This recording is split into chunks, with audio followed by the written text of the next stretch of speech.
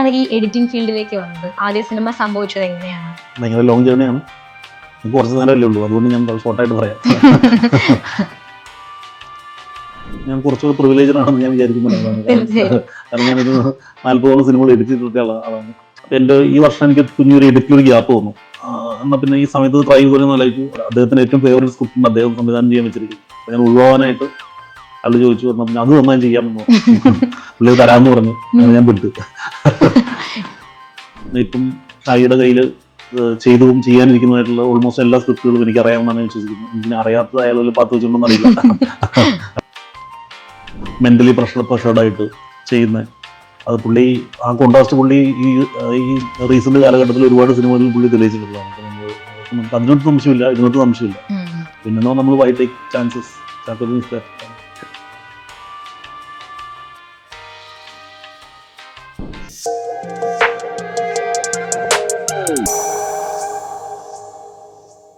Hi, hello, നമസ്കാരം. ഉന്മാദം എന്ന് പറഞ്ഞ ഏറ്റവും പുതിയ മൂവിയുടെ വിശേഷങ്ങളുമായിട്ട് നമ്മളോടൊപ്പം ചേരുന്നത് കിരൺ ദാസ് സാറാണ്. Sir, welcome.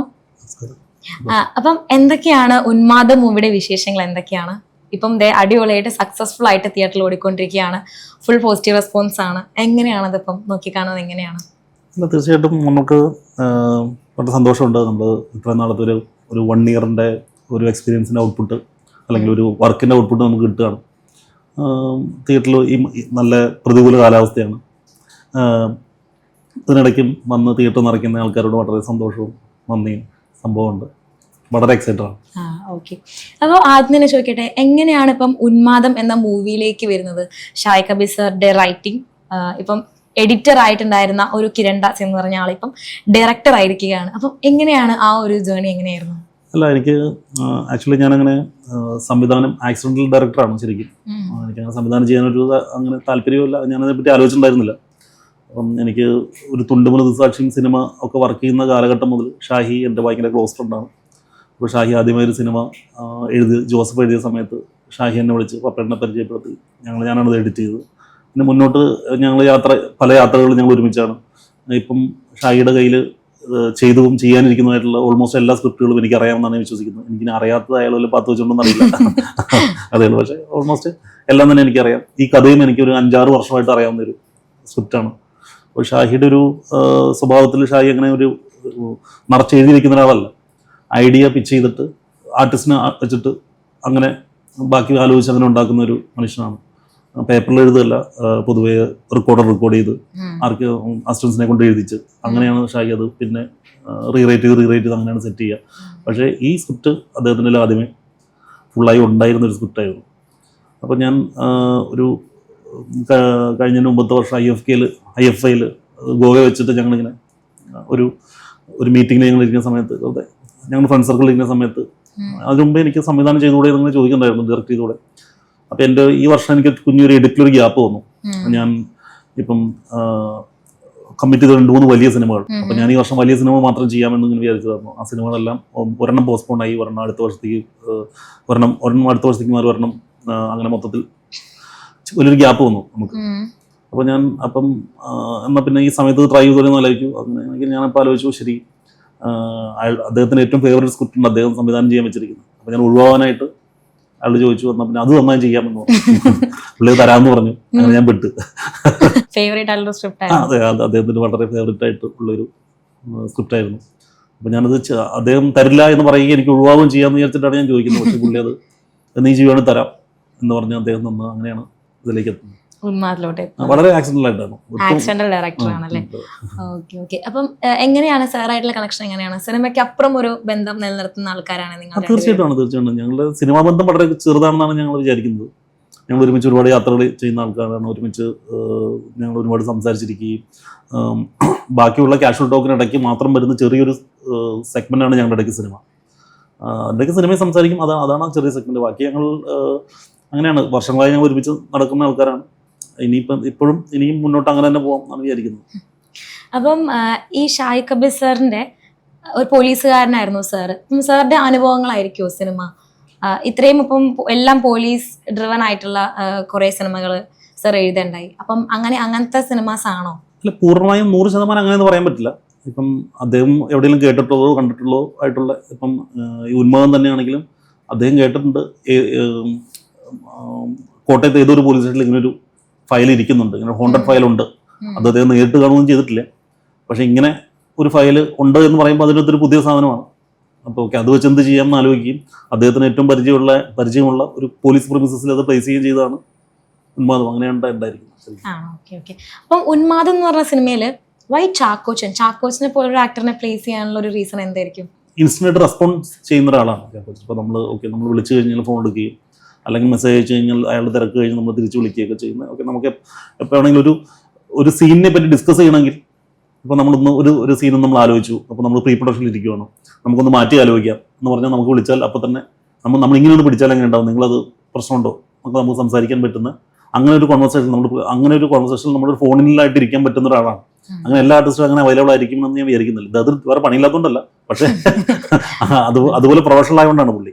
പിന്നെന്താണെന്ന് വെച്ചാൽ എൻ്റെ ടൈക്ക് എനിക്ക് ഇതിനൊരു കോൺട്രാസ്റ്റ് വേണമായിരുന്നു. അതായത് വളരെ താടിയൊക്കെ വെച്ച് വളരെ പാവപ്പെട്ട ഒരു പോലീസുകാരൻ, നിന്നെ കണ്ടിട്ട് ഒരാൾ വീട് മരിക്കുമോ എന്ന് ചോദിക്കുന്ന വിധത്തിൽ വളരെ പാവപ്പെട്ട ഒരു പോലീസുകാരൻ. പക്ഷേ പടം ഒരു സ്റ്റേജ് കഴിയുമ്പോഴേക്കും ഇദ്ദേഹത്തിനൊരു കോൺട്രാസ്റ്റ് ഉണ്ട്.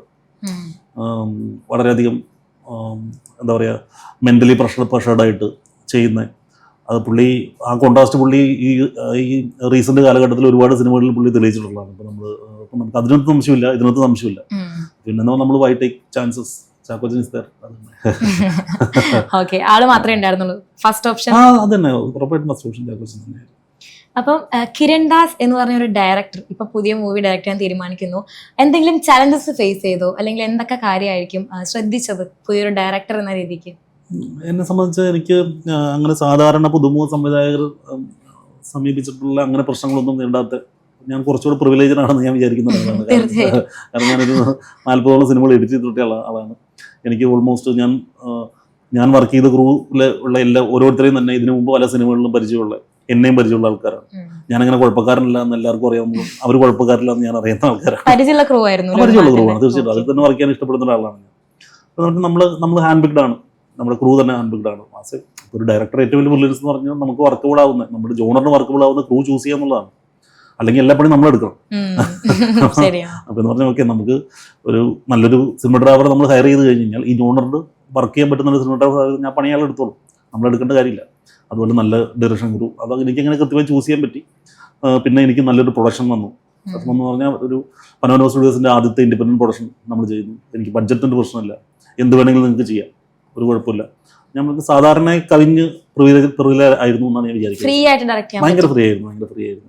പക്ഷെ ഞാനത് എൻജോയ് എന്ന് വിചാരിച്ചല്ല. ശരിക്കും ഞാനൊരു ആവേശത്തിൽ ചെയ്യാമെന്ന് പറഞ്ഞെങ്കിലും, പക്ഷേ ഈ ഡിറക്ഷൻ പ്രോസസ്സ് എന്ന് പറഞ്ഞാൽ എഡിറ്റ് പോലെ അത്ര അങ്ങനെയല്ല, അതിനേക്കാളും ഭയങ്കരമായിട്ട് കോംപ്ലിക്കേറ്റഡ് ആണ്. നമ്മളൊരു 10-300 പേരുണ്ടാവും, അത്രയും ആൾക്കാർ നമ്മൾ ലീഡ് ചെയ്യണം. ഇതൊരു ഒരു എന്താ പറയുക, ഒരു ചെയിൻ ഓഫ് കമാൻഡിൽ ഇത് പോകണം എന്ന് പറഞ്ഞു കഴിഞ്ഞാൽ ഭയങ്കര ബുദ്ധിമുട്ടാണ്. അങ്ങനെ ഭയങ്കരമായി ഓർഗനൈസ്ഡ് ആയിട്ട് ജീവിക്കുന്ന ആളൊന്നുമല്ല. കുറച്ചും കൂടെയൊക്കെ അലസനും മടിയനും ഒക്കെയാണ്. പൊതുവെ എഡിറ്ററാണ്. നമ്മളൊരു 16-17 ഡിഗ്രിയിൽ മാത്രം ഇരുന്ന് വർക്ക് ചെയ്യുന്ന, മുറി അടച്ചിട്ടിരുന്ന് വർക്ക് ചെയ്യുന്ന ആളാണ്. പുറത്തേക്ക് നമ്മൾ ഇറങ്ങി നോർമൽ അറ്റ്മോസ്ഫിയർ ആയിട്ട് ഡീൽ ചെയ്യുമ്പോൾ എങ്ങനെയാവുമെന്ന് നമുക്ക് അറിയണ്ടായിരുന്നില്ല.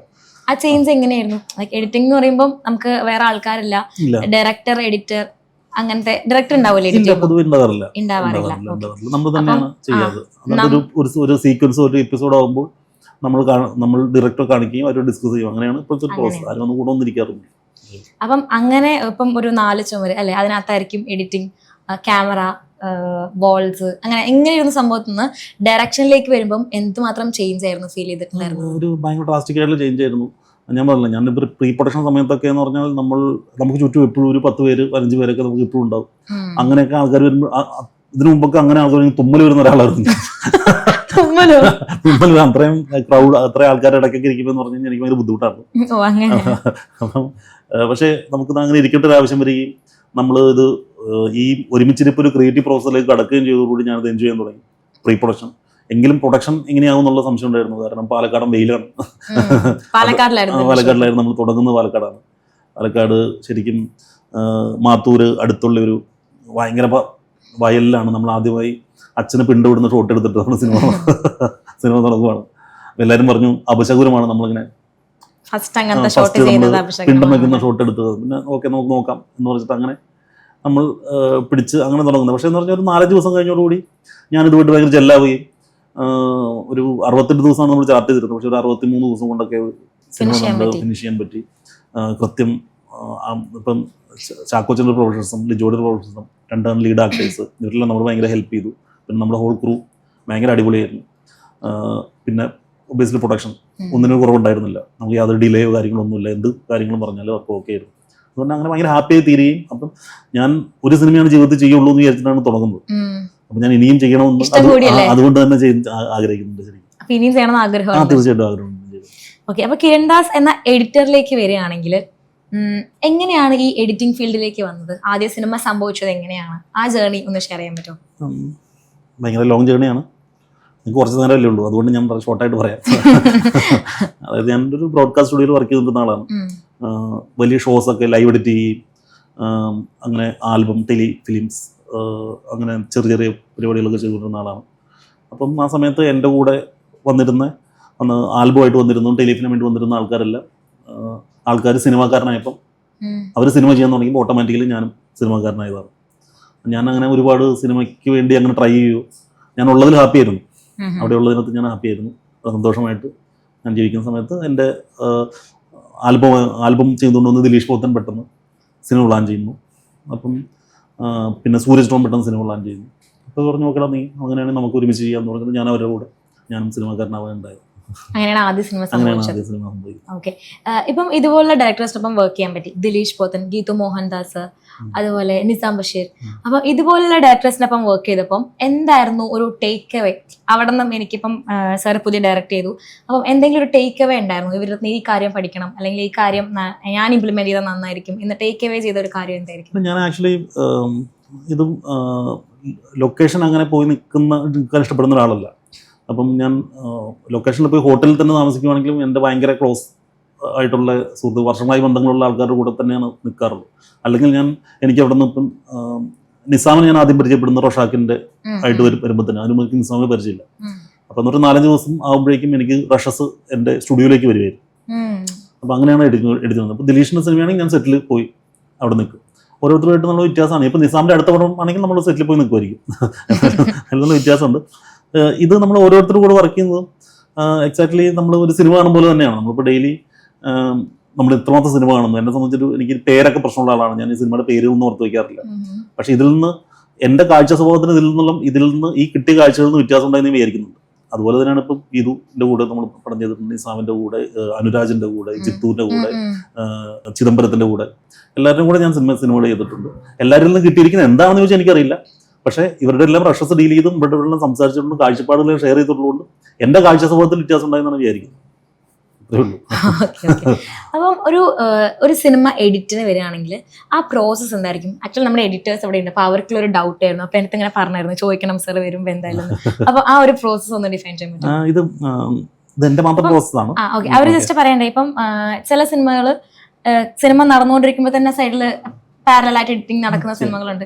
അപ്പം സാറിന്റെ ഒരു പോയിന്റ് ഓഫ് വ്യൂ ഷെയർ ചെയ്യാൻ പറ്റും? അത് ഡിപ്പെൻസ് ആണ്. നമ്മളിപ്പം അങ്ങനെ നമ്മൾ കമ്മിറ്റ് ആവുന്ന സിനിമകളാണെന്ന് ആയിരിക്കും. ചില സിനിമകൾ ഇപ്പം ഷാഹിയുടെ ഒക്കെ സിനിമ എന്ന് പറഞ്ഞാൽ ഇനീഷ്യലി നമ്മൾ പ്രീ പ്രൊഡക്ഷനിൽ സ്ക്രിപ്റ്റ് എഡിറ്റ് മുതൽ നമ്മളുണ്ടാവും ഇയാളുടെ കൂടെ. അങ്ങനെ മുതൽ വഴക്കുണ്ടാക്കി അങ്ങനെയാണ് നമ്മൾ സിനിമ സ്റ്റാർട്ട് ചെയ്യുക. അപ്പം സെറ്റിൽഡ് ആവും. ഓരോ ദിവസം ഷൂട്ട് ചെയ്യുന്നത് സ്പോട്ട് എഡിറ്റ് ഒരിക്കലും ചെക്ക് ചെയ്യാതിരിക്കുക എന്നുള്ളതാണ് ഏറ്റവും ബ്രില്യൻ പരിപാടി. അത് ചെക്ക് ചെയ്യാതിരിക്കുക എന്നുള്ളത്. കാരണം അതൊരു വേർഷനാണ്, അത് ഡയറക്ടർ വേർഷനാണ്. സെറ്റിലുണ്ടാകുന്ന അന്നത്തെ സംഭവം എക്സിക്യൂട്ട് ചെയ്യുന്നതാണ്. നമ്മൾ ഹയർ ചെയ്യുന്നത് നമ്മുടെ വേർഷൻ ഉണ്ടാക്കാനായിട്ട്, ഇതിനൊരു റീറൈറ്റിംഗ് ഉണ്ടാക്കാൻ വേണ്ടിയിട്ടാണ് നമ്മൾ ഹയർ ചെയ്യുന്നത്. നമ്മൾ സ്ക്രിപ്റ്റ് വായിച്ച് റഷസ് കൊണ്ട് നമ്മൾ പുതിയൊരു സാധനം ഉണ്ടാക്കുക. ഇത് അദ്ദേഹം കണ്ടതാണ് സ്പോട്ട് എഡിറ്റ്, സംവിധായകൻ കണ്ടതാണ് സ്പോട്ട് എഡിറ്റ്. കാരണം അങ്ങനെയാണ് അത് ചെയ്യാൻ പറ്റുള്ളൂ. അദ്ദേഹം അതുപോലെ ഈ സ്പോട്ട് എഡിറ്റ് ചെയ്യുന്ന ആളൊരു അസിസ്റ്റന്റ് ഡയറക്ടറാണ് വർക്ക് ചെയ്യുന്നതാണ്. അയാൾ കണ്ടിന്യൂറ്റി കാര്യങ്ങൾ അയാൾക്ക് അങ്ങനെ തന്നെ ചെയ്യാൻ പറ്റുള്ളൂ. എടുത്തോട്ട് അങ്ങനെ തന്നെ ചെയ്യാൻ പറ്റുള്ളൂ. പിന്നെ വേണമെങ്കിൽ അദ്ദേഹത്തിന് അയാളുടെ ഫ്രീ ടൈമിൽ ഒരു കട്ട് കാണിച്ച് സംവിധാനം കാണിക്കാം എന്നുള്ളൊരു ഓപ്ഷൻ ഉണ്ട്. അത് അദ്ദേഹത്തിന് വേണ്ടിയിട്ട്. പക്ഷേ സിനിമയ്ക്ക് അങ്ങനെയല്ല. നമ്മളിവിടെ വേറൊരു വേർഷൻ തന്നെയാണ് നമ്മൾ വെട്ടി ഉണ്ടാക്കുന്നത്. നമ്മളൊരു 4-5 ദിവസം റഷസ് വരുമ്പോൾ നമുക്കൊരു സീക്വൻസ് കാര്യം തോന്നുമ്പോൾ നമ്മളത് എഡിറ്റ് ചെയ്ത് ഒരു എപ്പിസോഡ് വൈസ് ചെയ്ത്, ഷൂട്ട് പ്രോസസ്സിലൊന്നും ഇവരുമായിട്ട് നമ്മൾ ഡിസ്കസ് ചെയ്യില്ലത്. ഷൂട്ട് കഴിഞ്ഞിട്ടാണ് നമ്മൾ ഈ സാധനം ഒന്ന് കാണിച്ച് ഓക്കെ എന്താണ് നിനക്ക് എന്തെങ്കിലും എന്നത്ത് സംഭവം ഉണ്ടോ, നമുക്കെന്നാ ഓക്കെ എന്നാൽ ഇങ്ങനെ പിടിക്കാം അങ്ങനെ പിടിക്കാം എന്നുള്ള സംസാരം അങ്ങനെ ചെറിയ മാറ്റങ്ങൾ അത് തന്നെ ഉള്ളൂ. നിങ്ങൾ ചോദിച്ചതെന്ന് പറഞ്ഞാൽ ടോട്ടൽ എഡിറ്റിംഗ് പ്രോസസ് എങ്ങനെയാണ് ഇതിന്റെ എന്നുള്ളത്. വരുന്നത് മുതൽ ഔട്ട് പോകുന്നത് വരെയാണോ? അതാണ് ചോദ്യം. ഓക്കെ ഞാൻ ക്രിയേറ്റീവിന്റെ സംഭവം പറഞ്ഞു. അതായത് നമുക്ക് ഒരു എഡിറ്ററെ സംബന്ധിച്ച് നമ്മൾ കൃത്യമായി ആദ്യം വേണ്ടതെന്ന് പറഞ്ഞാൽ നല്ലൊരു ടീം സെറ്റ് ചെയ്യുക എന്നുള്ളതാണ്. നമുക്ക് വിശ്വസിക്കാൻ പറ്റുന്നത്. അതായത് ഇപ്പം നമുക്കൊരു അസോസിയേറ്റ് ഉണ്ട്, അദ്ദേഹം ഒരു ജോലി ചെയ്തു, അത് നമുക്ക് റീചെക്ക് ചെയ്യാൻ ഒട്ടൊരു അവസ്ഥ വരരുത്. അത്ര വിശ്വാസമായിരിക്കണം, ഇല്ലെങ്കിൽ നമുക്ക് തന്നെ ചെയ്താൽ മതി. അപ്പം എന്ന് പറഞ്ഞാൽ നമുക്ക് അങ്ങനെ ഒരു ടീം ഉണ്ടെങ്കിൽ നമുക്ക് ഭയങ്കര സുഖമാണ്. അപ്പം മലയാളത്തിൽ ഏറ്റവും തിരക്കില്ലാത്ത എഡിറ്റർ ഞാനാണ്. കാരണം എന്നെ സംബന്ധിച്ച് എനിക്കൊരു തിരക്കില്ല, കാരണം എനിക്ക് ഇഷ്ടംപോലെ ഫ്രീ ടൈം ഉണ്ട്. പൊതുവെ എല്ലാവരും എഡിറ്റർമാരും ഇങ്ങനെ ഇവരെല്ലാം പറയുന്നതാണ് ഉറക്കമില്ല, അങ്ങോട്ടാണ് ഇങ്ങോട്ടാണ്. പക്ഷെ എനിക്ക് ഉറക്കമുണ്ട്, എനിക്ക് സിനിമ കാണാൻ സമയമുണ്ട്, പുസ്തകം വയ്ക്കാൻ സമയമുണ്ട്, ഇറങ്ങി നടക്കാൻ സമയമുണ്ട്. നമുക്ക് നല്ല ടീമുള്ളതുകൊണ്ടാണ് ഇത്. ആദ്യം നമുക്ക് റഷസ് വരുമ്പോൾ തന്നെ ഇവരത് ക്രിയേറ്റീവ്ലി ഇത് ഓർഗനൈസ് ചെയ്തു. ഇപ്പം ക്ലാപ്പ് റിപ്പോർട്ട് എന്നൊരു സംഭവം കേട്ടിട്ടുണ്ട്. അതായത് നമ്മൾ ഷൂട്ട് റിപ്പോർട്ടാണ്. ഷൂട്ടിന് ഇപ്പം ഒരു ഷോട്ട് എടുത്തു കഴിഞ്ഞ് കഴിഞ്ഞാൽ അത് ഏത് സീനിലെ ഏത് സീനിലെ ഏത് ഷൂട്ടിന്റെ എത്രാമത്തെ ടേക്കാണെന്ന് കൃത്യമായി നോട്ട് ചെയ്തിട്ടുണ്ടാവും. ആ ക്ലാപ്പ് ചെയ്യുമ്പോൾ അതിനകത്ത് കുറച്ച് നാൾ എഴുതിയിട്ടുണ്ട്. അത് സിനിമ എഴുതുന്നല്ല, അതൊരു പേപ്പറിലേക്ക് കൂടെ എഴുതിയിട്ടുണ്ടാവും. നേരത്തെ പേപ്പർ ആയിരുന്നപ്പോൾ ഡിജിറ്റലാണ് വരുന്നത്. നമുക്കത് ഓട്ടോമാറ്റിക്കലി ഇത് ഓർഗനൈസ്. ഇപ്പം ഞാൻ പ്രൈവറ്റിലാണ് വർക്ക് ചെയ്യുന്നത്. അപ്പോൾ അവിടെ ആണെങ്കിലും എഫ് ആണെങ്കിലും പ്രീമിയർ ആണെങ്കിലും ഇതെല്ലാം നമുക്ക് ചെയ്യാനുള്ള ഓപ്ഷൻസ് ഉണ്ട്. അപ്പോൾ ഇത് പെർ ഡേയിൽ എടുത്ത സാധനങ്ങൾ ഇന്ന ദിവസം നമ്മളിപ്പോൾ ഒരു 72 ക്ലിപ്പ് എടുത്തു. 3 ക്യാമറ വർക്ക് ചെയ്തിട്ടുണ്ടെങ്കിൽ എ ക്യാമിൽ 72 ക്ലിപ്പ് എടുത്തു, ബി ക്യാമിൽ ഒരു 40 ക്ലിപ്പ് ആയിരിക്കും. ഇപ്പോൾ സി എന്ന് പറഞ്ഞാൽ എന്തെങ്കിലും ഒരു ഫാൻഡമോ അങ്ങനെ അല്ലെങ്കിൽ ഹെലിക്യാമോ അങ്ങനെ എന്തെങ്കിലും പോയിട്ടുണ്ടെങ്കിൽ ഒരു 4-5 ക്ലിപ്പ് എടുത്തിട്ടുണ്ട്. ഇത് ഈ 3 ക്യാമറയിലും എത്ര ക്ലിപ്പ് എടുത്തിട്ടുണ്ടാവും, ഏതൊക്കെ ക്ലിപ്പ് ഏതൊക്കെ സീനിൽ ഏതൊക്കെ ടേക്കിന്റെ എത്രാമത്തെ ഷോട്ടാണെന്ന്, ഏതൊക്കെ ഷോട്ടിന്റെ എത്രാമത്തെ ടേക്കാണെന്ന് കൃത്യമായിട്ട് എഴുതിയിട്ടുണ്ട്. അപ്പോൾ നമുക്ക് ആ ഒരു ദിവസത്തെ സാധനം നമുക്കൊരു ധാരണയുണ്ട്. ഇങ്ങനെ ഓരോ ദിവസം ഒരു ഓർഗനൈസ് ചെയ്ത് തരും. എന്നിട്ട് നമ്മളിപ്പം നമ്മളെന്താ വെച്ച് കഴിഞ്ഞാൽ ഓക്കെ സീൻ 1 നമുക്ക് എഡിറ്റ് ചെയ്യണമെങ്കിൽ സീൻ 1 ക്ലിപ്പുകളെല്ലാം നമ്മൾ എടുത്ത് ഫുള്ള്, അതായത് എന്തൊക്കെ എക്സ്പോസ് ചെയ്തിട്ടുണ്ടോ, എത്ര ടേക്ക് ഉണ്ടോ, ക്യാമറയിൽ എക്സ്പോസ് ആയിട്ടുണ്ടെങ്കിൽ അതെല്ലാം കാണണം. അതെല്ലാം ടൈമിലേക്ക് പ്ലേ ചെയ്ത് വെറുതെ കാണുന്നുണ്ട്. ഇപ്പോൾ ഒരു 10 ടേക്ക് പോയിട്ടുണ്ടെങ്കിൽ 10 നമ്മൾ പ്ലേ ആക്കുന്നത് കാണും. കണ്ടുകൊണ്ടേയിരിക്കും. അത് സമയം എടുക്കുന്ന പ്രോസസ്സാണ്. പക്ഷേ അങ്ങനെ അതിങ്ങനെ കണ്ടു കഴിയുമ്പോഴേക്കും നമുക്ക് ഈ സീനിൻ്റെ ഒരു എഡിറ്റ് നമ്മുടെ മനസ്സിൽ ഇങ്ങനെ രൂപമായിട്ട് നമുക്ക് ഇതിങ്ങനെ പോവാം നല്ല പരിപാടി. അപ്പോൾ നമ്മൾ അങ്ങനെ ഓരോന്നായിട്ട് റഫ് കട്ടാക്കി ഒരു ഓൾമോസ്റ്റ് റഫ് കട്ടായി കഴിഞ്ഞാൽ നമ്മൾ ഡബിന് വിടും. അല്ലെങ്കിൽ സിങ്ക് ആണെങ്കിൽ സൗണ്ട് ക്ലീൻ ചെയ്യാൻ വിടും. സൗണ്ട് ക്ലീൻ വിടുന്നതിൻ്റെ കൂടെ നമുക്ക് ഇപ്പം മ്യൂസിക് ഡയറക്ടർക്ക് അയച്ചു കൊടുക്കും. കാരണം അദ്ദേഹത്തിന് ഇപ്പോൾ ഒരു ക്യാരക്ടറിന് ഒരു സ്കോർ പിടിക്കണം, അല്ലെങ്കിൽ ഒരു തീം പിടിക്കണം ഒരു ക്യാരക്ടറിന്, അല്ലെങ്കിൽ ഒരു സീൻ ഒരു മൂഡ് തീം പിടിക്കണം.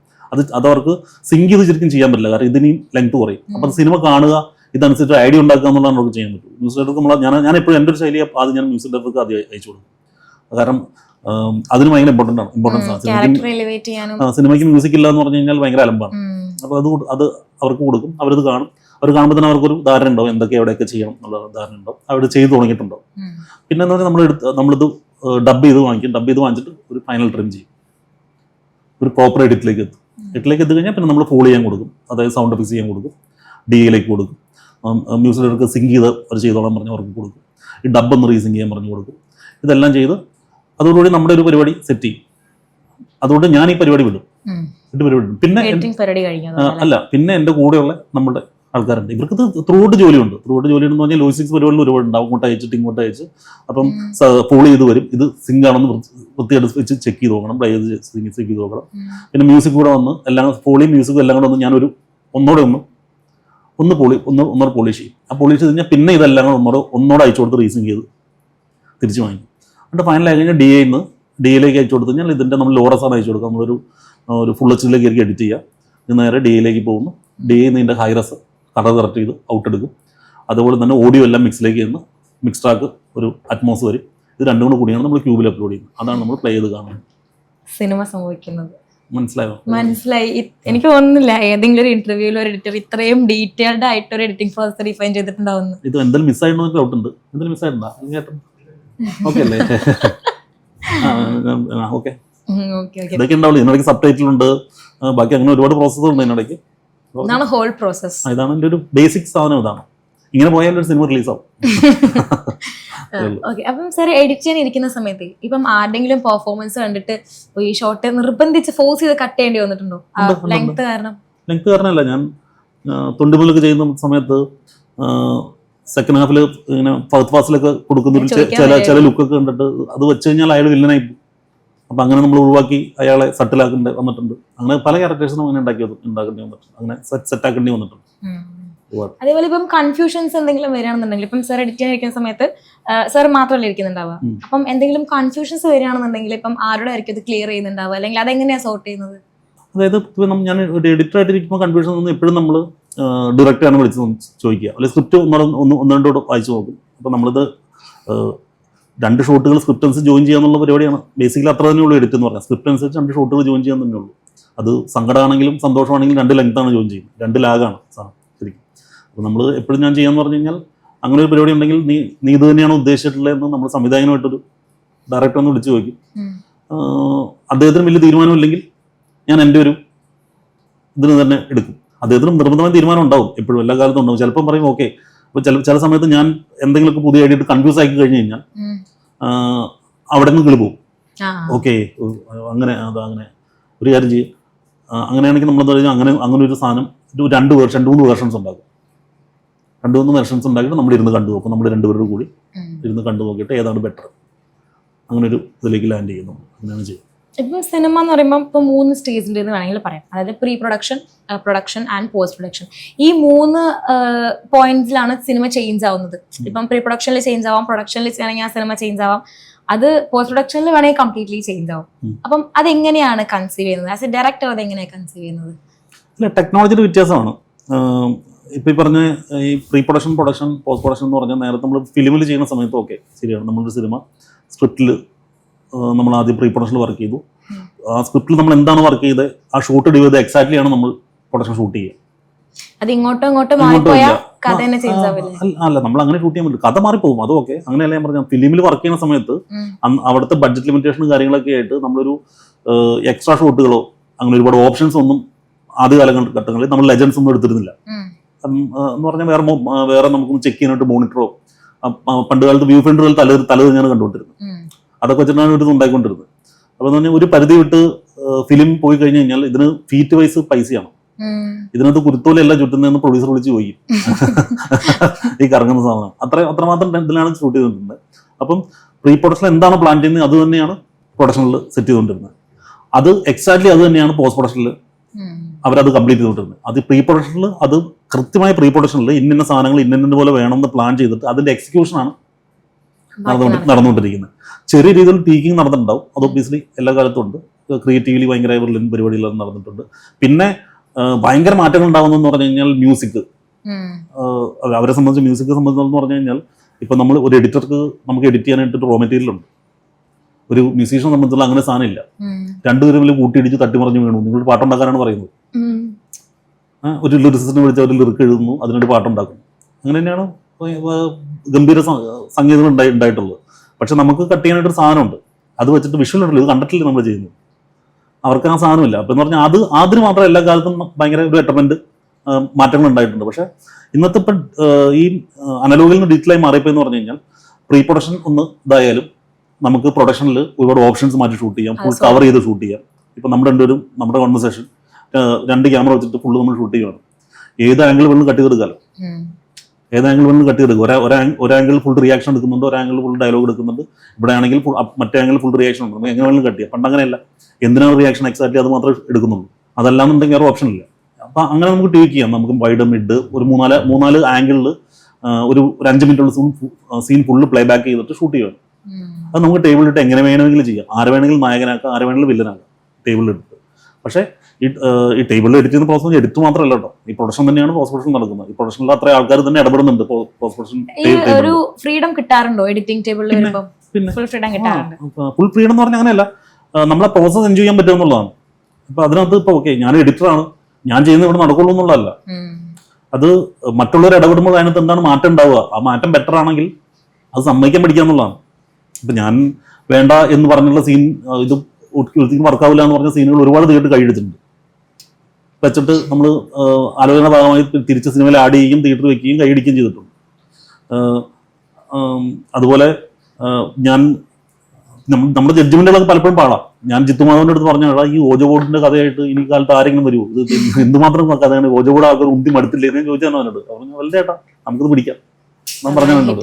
പടം ഹിറ്റായി അങ്ങനെയുള്ള സംഭവം ഉണ്ടാവും. നമുക്ക് ഓക്കെ, നമുക്ക് അതിനകത്ത് നോ റിഗ്രറ്റ്സ്. അതങ്ങനെ തന്നെ. അങ്ങനെ അത്രയും ആൾക്കാർ കൂടുമ്പോഴാണ് ക്രിയേറ്റിവിറ്റി ഉണ്ടാവുന്നത്. നമ്മൾ അങ്ങനെ ഓൺ ചെയ്യാൻ പറ്റില്ല എന്നുള്ളൂ. ഉന്മാദത്തിലോട്ട് വരുമ്പോൾ ഡയറക്ഷനും ചേട്ടൻ തന്നെയാണ്, എഡിറ്ററും ചേട്ടൻ തന്നെയാണ്. അപ്പം എങ്ങനെയായിരുന്നു അത്? അല്ല, കുറച്ചുകൂടെ ഫ്രീ ആയിരുന്നു. കാരണം ഞാൻ ഉദ്ദേശിച്ച സംഭവം എനിക്കത് എഡിറ്റിൽ കൊണ്ടുവരാം എന്നുള്ളൊരു അത് ഭയങ്കര ബുദ്ധിമുട്ടാണ് ശരിക്കും പറഞ്ഞാൽ. നമുക്ക് തർക്കിക്കാൻ ആരുമില്ലല്ലോ, നമ്മളോട് തർക്കിക്കണ്ടേ. അപ്പം നമുക്ക് നേരത്തെ ഇപ്പൊ പറഞ്ഞ പോലെ, കുറച്ചു മുമ്പ് അനു പറഞ്ഞ പോലെ ഇങ്ങനെ കൺഫ്യൂഷൻ ഉണ്ടാകുമ്പോൾ ആരോടെ തർക്കിക്കാന്ന് ചോദിക്കില്ലേ. അപ്പം നിങ്ങൾക്ക് തർക്കിക്കാൻ അന്നൊരു സംവിധായകനുണ്ട്. ഇന്നതില്ലല്ലോ, ഞാൻ തന്നെയല്ലേ അത്. അപ്പൊ അതെങ്ങനെയായിരുന്നു? അല്ല, ഞാനിപ്പം എന്റെ ഒരു അസോസിയേറ്റ് എഡിറ്റർ ഉണ്ടായിരുന്നു, ജിതിൻ. അദ്ദേഹത്തെ ഞാൻ കോ എഡിറ്റർ ആക്കി എന്റെ. എന്നിട്ട് ഞാൻ കുറച്ച് കഴിഞ്ഞപ്പോൾ ഞാനൊരു സംവിധായകനായി മാറുകയും അദ്ദേഹത്തിന്റെ എഡിറ്റിംഗ് പ്രോസസ്സിന് സപ്പോർട്ട് ചെയ്യും. പിന്നെ എൻ്റെ കൺഫ്യൂഷൻ ഞാൻ അയാളുമായിട്ടാണ് പല ക്രൂഷ്യൽ എലമെന്റ്സും അദ്ദേഹത്തിന്റെ ടേക്കിന് ഞാൻ വിടുമായിരുന്നു. അപ്പം ഉന്മാദം മൂവിലായിട്ട് വരികയാണെങ്കിൽ ഇപ്പം ഈ ഷെല്ലി ആൻഡ് പല്ലി, അത് എങ്ങനെയായിരുന്നു ആ ഒരു കണക്ഷൻ? ഇല്ല, പല്ലിയെ സംബന്ധിച്ചോളം ഇത്രമാത്രം എന്താ ബുദ്ധിമുട്ട് നേരിട്ടുള്ള ഒരു ജീവി അറിയില്ല ശരിക്കും പറഞ്ഞാൽ. അങ്ങനെ ചിന്തിക്കാൻ കാരണം അതായത് പല്ലി വീണ പ്രശ്നം, വാല് മുറിഞ്ഞ പ്രശ്നം, കറുത്ത പല്ലി, വെഴുത്ത പല്ലി, പല്ലി വട്ട ഓടിയ പ്രശ്നം, പല്ലിയുടെ അത്ര എന്നാൽ പല്ലി ആരും ഉപദ്രവിച്ചായിട്ട് നമുക്കറിയില്ലല്ലോ. അപ്പം അതായത് ആവശ്യമില്ലാത്തത്ര പ്രശ്നങ്ങൾ, അതായത് ഗൗളിശാസ്ത്രം എന്നൊക്കെ പറഞ്ഞ ശാസ്ത്രം തന്നെയുണ്ട്. ശാസ്ത്രം തന്നെ. അപ്പൊ നമ്മൾ പടത്തിൽ ടൈറ്റിൽ പറഞ്ഞിരിക്കുന്നത് എങ്ങനെയാണ്, അതായത് പല്ലി ഷെല്ലിക്ക് വഴികെട്ടുവാണ്. ഷെല്ലിക്ക് വഴികെട്ടുവാണ്. അതായത് ഷെല്ലിയുടെ രോഗം പല്ലിയെ ഡെവലപ്പ് ചെയ്തിട്ട് ഈ പല്ലിയെ പുള്ളി ഫോളോ ചെയ്യുന്നതാണ് നമ്മുടെ ടൈറ്റിൽ സോങ്ങിൽ പറഞ്ഞിരിക്കുന്നത്. അത്രേ ഉള്ളൂ. പക്ഷേ പല്ലി ഷെല്ലിയുടെ വഴികാട്ടിയാണ്, അത്രേ ഉള്ളൂ. ബാക്കി സ്പോയിലറാണ്, അതാണ്. ഓക്കെ, അപ്പൊ സിനിമ കണ്ടിട്ടുള്ളവരെ മനസ്സിലാക്കട്ടെ. അപ്പം ഈ ഡയറക്ഷൻ ഫീൽഡ് സർ ഇനിയും ചൂസ് ചെയ്യോ എന്നുള്ള ഒരു ക്വസ്റ്റ്യൻ ആണ്. തീർച്ചയായിട്ടും ഞാനത് ഇനിയും ചൂസ് ചെയ്യും, എക്സ്പ്ലോർ ചെയ്യണമെന്ന് ആഗ്രഹമുള്ള ഒരു ഫീൽഡ് തന്നെയാണ്. അതല്ലാണ്ട് വേറെ ഏതെങ്കിലും ഫീൽഡ് എക്സ്പ്ലോർ ചെയ്യണമെന്ന് ആഗ്രഹമുള്ളതുണ്ടോ? എഡിറ്റിംഗ്, ഡയറക്ഷൻ അല്ലാണ്ട് ഇനിയിപ്പോ ഇതിനകത്തുണ്ടോളെ? ഇല്ല, എന്തായാലും ഇല്ല, ഒരു സാധ്യതയില്ല. എഡിറ്റ് ചെയ്യാൻ ഏറ്റവും ഇഷ്ടം ഏത് ജോണറിലുള്ള ഫിലിമാണ്? കോമഡിയാണ് എഡിറ്റ് ചെയ്യാൻ എനിക്കിഷ്ടം. കാരണം എന്ന് പറഞ്ഞാൽ നമുക്ക് ആൾക്കാർ ചിരിക്കുമല്ലോ, ഒരു ഇൻസ്റ്റന്റ് എക്സ്പ്രഷൻ ആണ്, നമുക്ക് ഭയങ്കര സന്തോഷം ഉണ്ടാക്കുന്ന കാര്യമാണ്. കോമഡിയാണ്. സിനിമ കാണാൻ എനിക്ക് ത്രില്ലാണ് എപ്പോഴും ഇഷ്ടം, കാണാൻ ഇഷ്ടമാണ്. ഒരു ലൂസിഫറൊക്കെ പോലത്തെ ലാർജർ ദാൻ ലൈഫ് സിനിമകളാണ് എനിക്ക് കാണാൻ ഇഷ്ടം. ഡയറക്ഷൻ ചെയ്യണമെന്ന് ആഗ്രഹം ഉണ്ടെങ്കിൽ ഏത് ജോണർ ആയിരിക്കും ചൂസ് ചെയ്യുന്നത്? ഞാൻ ത്രില്ലർ ആയിരിക്കും ഉറപ്പായിട്ടും പിടിക്കുക. ത്രില്ലർ ആയിരിക്കും. അപ്പം ഇനി എന്തൊക്കെ പ്രൊജക്ട്സ് ആണ് വരാനുള്ളത്? ഇനിയിപ്പോൾ എനിക്ക് ഇമ്മീഡിയറ്റ് എഡിറ്റ് ഒരു 2-3 സിനിമകൾ എനിക്ക് കയ്യിലുണ്ട് ചെയ്യാനായിട്ട്. അത് ഒരു വർഷത്തേക്കൊക്കെ ഉണ്ടാവും. അത് 3 സിനിമകളാണ്, അത്യാവശ്യം വലിയ സിനിമകളാണ്.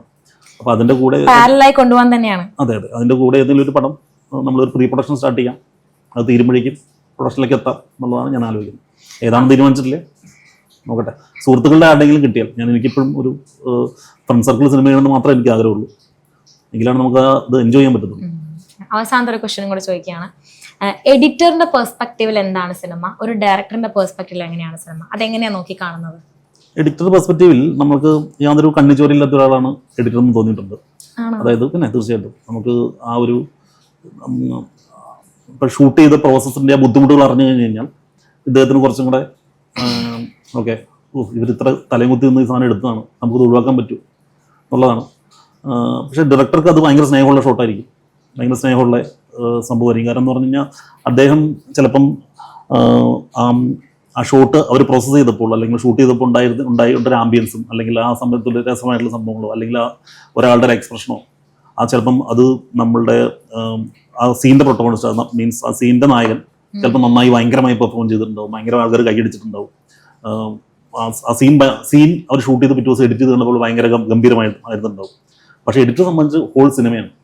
ചിലപ്പോൾ ആ സീൻ ഓടാണ്, അതായത് സ്റ്റോറി ലൈൻ ആ സീൻ ഓടാണെങ്കിൽ അവനത് തൂക്കും. അങ്ങനെയാണ്, അതാണ് എൻ്റെ പെർസ്പെക്റ്റീവ്. അങ്ങനെയാണ്. അപ്പം ഉന്മാദം ഇപ്പോഴും അടിപൊളിയായിട്ട് തിയേറ്ററിൽ ഓടിക്കൊണ്ടിരിക്കുകയാണ്. അപ്പം നിങ്ങൾ എല്ലാവരും കാണാത്തവർ ആരെങ്കിലും ഉണ്ടെങ്കിൽ എന്തായാലും പോയി കാണണം.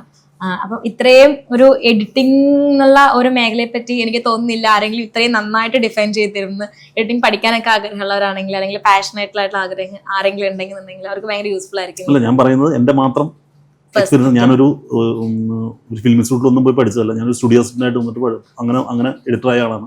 എൻ്റെ മാത്രം എക്സ്പീരിയൻസ് കൊണ്ടുണ്ടായ കാര്യങ്ങളാണ്. ഇതിനകത്ത് ഇപ്പം നമ്മൾ ഈ ബൈക്ക് സ്റ്റണ്ടൊക്കെ നടക്കുന്ന പരസ്യത്തിൻ്റെ അടിയിൽ സ്റ്റാർ ഇട്ട് എഴുതി കാണിക്കില്ലേ, അതുപോലെയാണ്. സൂക്ഷിക്കണം, ഇത് മറ്റേ എക്സ്പെർട്സിന്റെ ഇടയ്ക്ക് തന്നെ ചെയ്യാവുള്ളൂ എന്നുള്ളതാണ്. Thank you so much. എന്തായാലും എനിക്ക് ഒരുപാട് കാര്യങ്ങൾ അറിയാൻ പറ്റി. Thank you. ഓക്കെ.